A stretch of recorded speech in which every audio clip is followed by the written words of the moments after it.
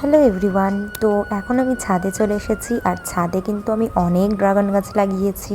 তো এই বছরের প্রথম ড্রাগন হয়েছে দুটো, অনেকগুলোই হয়েছিল বাট ওগুলো শুকিয়ে গেছে, তার মধ্যে থেকে এই দুটোই হয়েছে।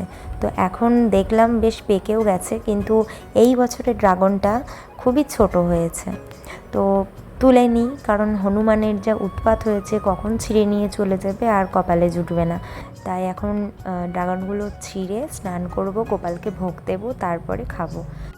তো এই বছরের প্রথম ফল ড্রাগন, তো গোপালকে আমি ভোগ দিয়ে দিয়েছি। গোপালকে ভোগ দিয়ে এখন আমাদের কাছে ড্রাগন খাচ্ছি আমি আর ক্রিস। আমরা কেমন খেতে বাবান? ইয়াম্মি খেতে। কেন বাবা? কেন? কেমন খেতে বাবা? ইয়াম্মি। অনেকে বলে ড্রাগনটা অনেকের ভালো লাগে না, কিন্তু আমার কাছে ভালো লাগে। Tata, bye bye.